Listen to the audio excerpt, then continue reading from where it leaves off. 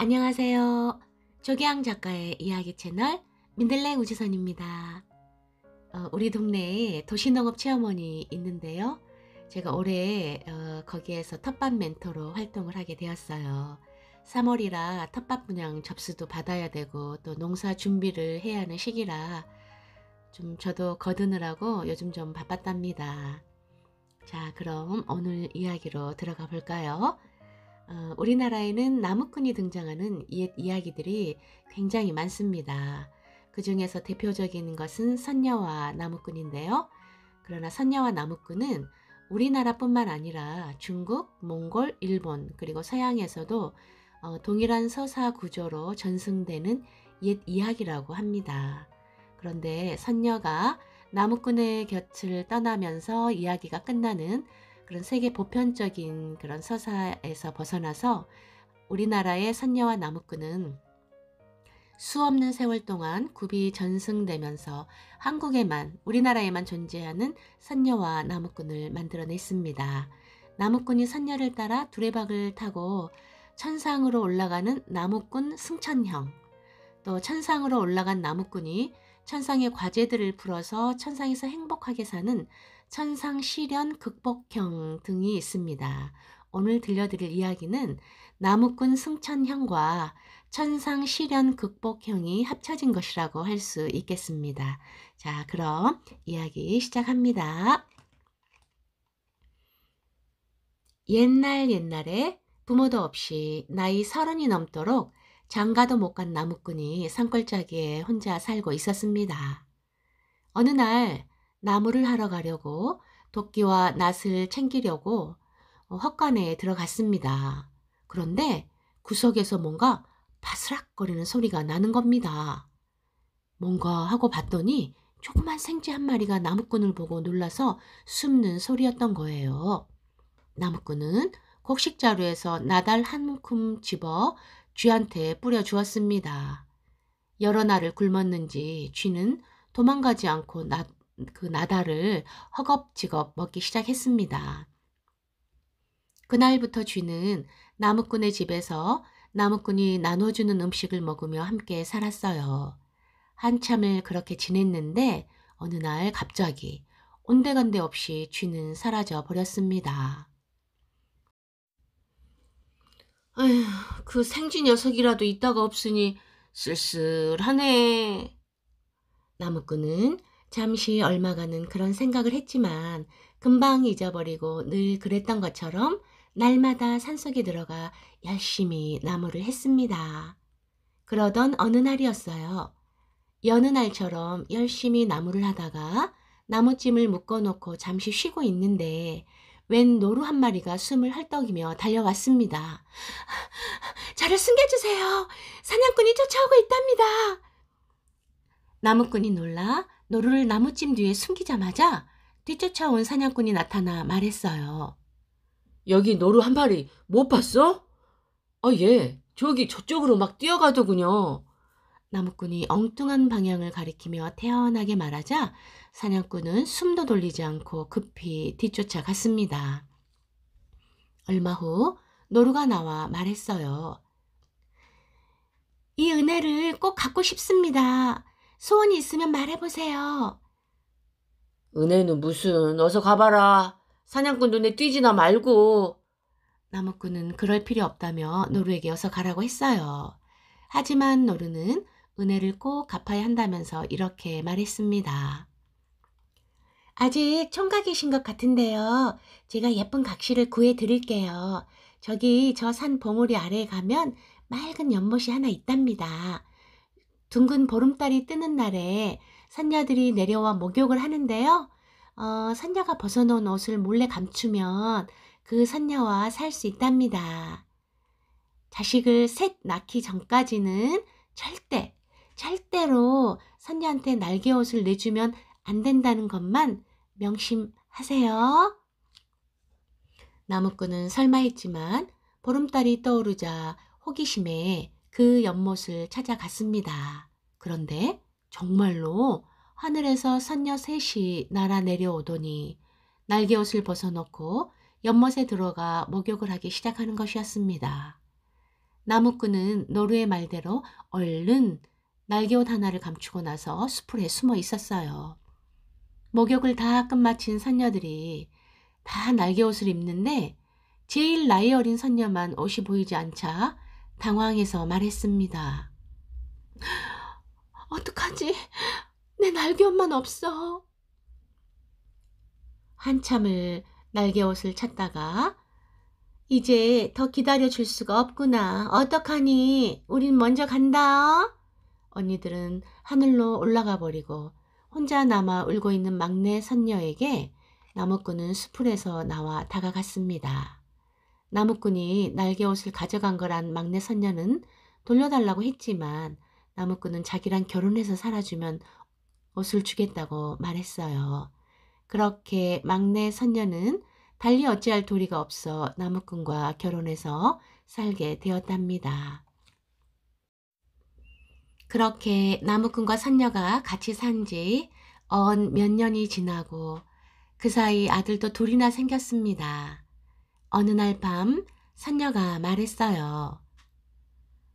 제 날개옷을 꼭 한번 보고 싶어요, 여보.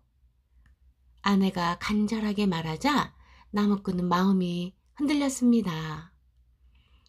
아이들을 둘이나 낳고 이렇게 정이 들었는데 별일은 없을 거야. 이렇게 생각한 나무꾼은 고이 감춰두었던 옷을 꺼내서 선녀에게 보여주었어요. 한 번만 입어봐도 되겠죠? 선녀는 접혀있는 날개옷을 펼쳐서 입더니 양팔에 두 아이를 안았어요. 그리고 잘 있으라는 인사말을 남기고는 뒤도 돌아보지 않고 하늘로 올라가 버렸습니다. 아내와 아이를 한꺼번에 잃은 나무꾼은 넋이 나간 사람처럼 헛소리를 하면서 사방천지를 헤매다니다 노루를 처음 만났던 곳에 이르렀습니다.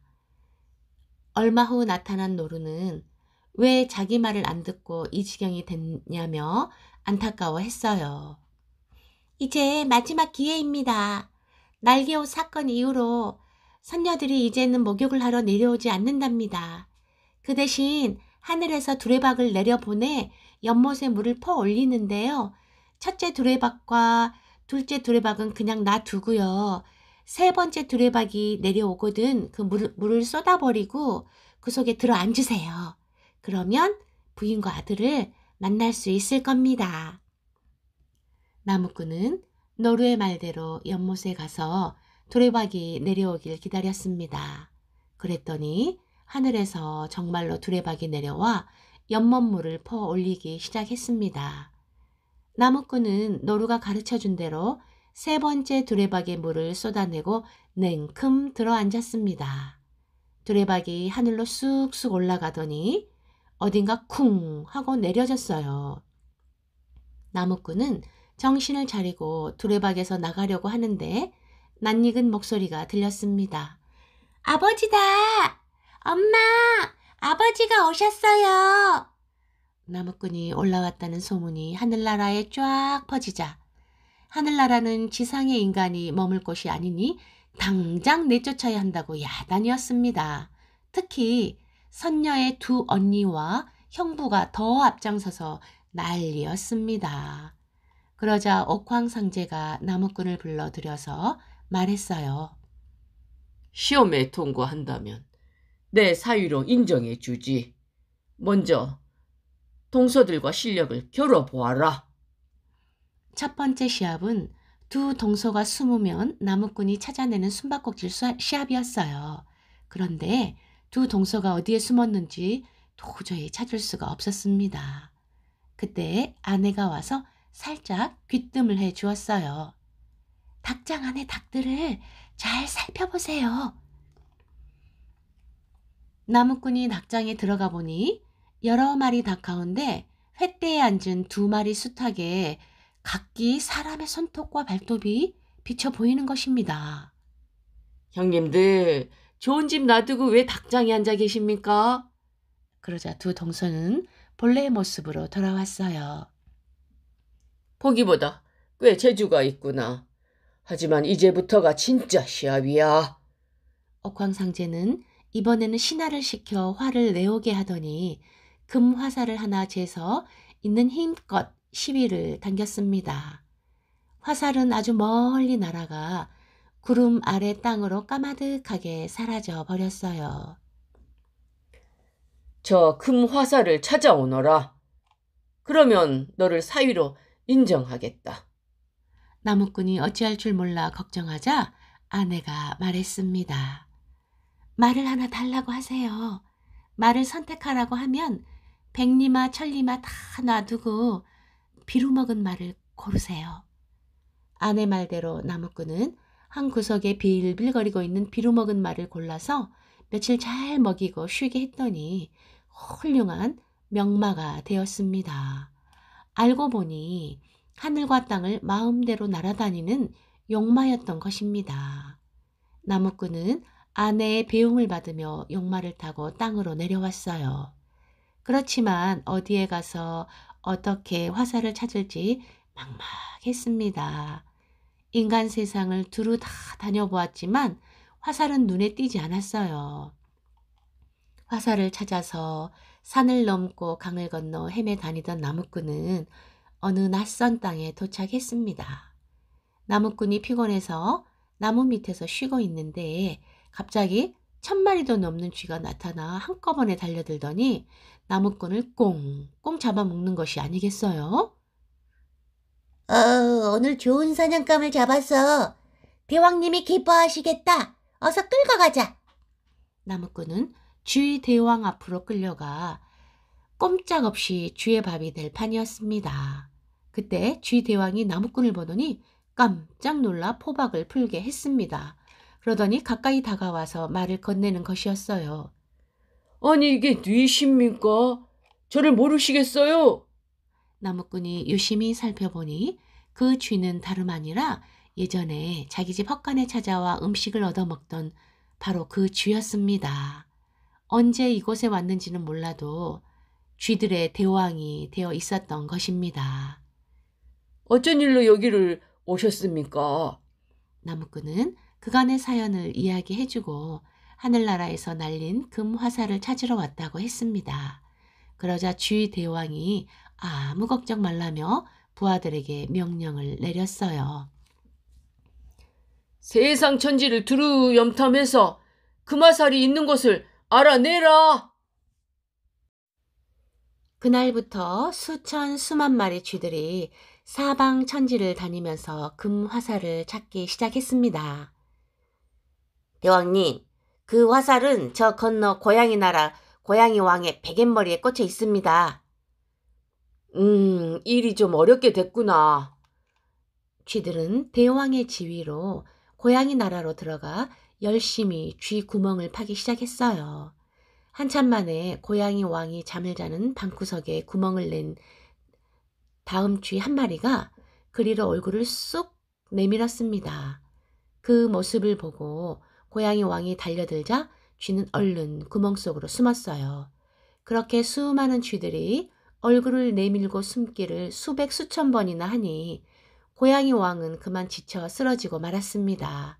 그 순간 용감한 쥐 한 마리가 또르르 달려가 고양이 왕의 베갯머리에 꽂힌 금 화살을 쏙 뽑아왔답니다. 쥐 대왕에게서 금 화살을 받아든 나무꾼은 용마에 올라타 하늘로 향했어요. 그런데 갑자기 하늘을 뱅글뱅글 돌고 있던 솔개 2마리가 쏜살같이 내려오더니 나무꾼이 들고 있는 금 화살을 물고 달아나는 것이 아니겠어요? 그런데 그게 끝이 아니었습니다. 곧이어 독수리 1마리가 다시 잽싸게 날아들더니 솔개가 물고 있던 금 화살을 빼앗아 어디론가 사라져 버렸습니다. 나무꾼은 순식간에 일어난 일에 넋이 나간 채 바라볼 뿐이었어요. 닥쳤던 개 신세가 되어 힘없이 하늘나라 집으로 돌아온 나무꾼이 선녀 아내에게 하소연을 했습니다. 이를 어쩝니까? 이제 지상으로 쫓겨나는 일만 남았어요.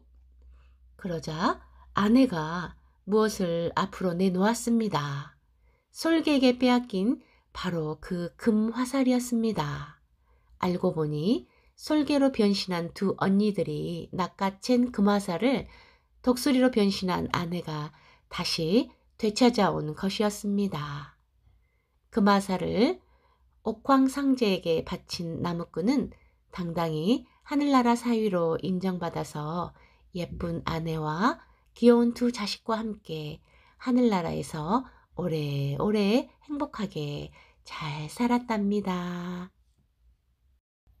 네, 다음 시간에는 조선시대의 사육신 중에 한 명인 박팽년과 그 사위 이야기로 찾아뵙겠습니다. 안녕히 계세요.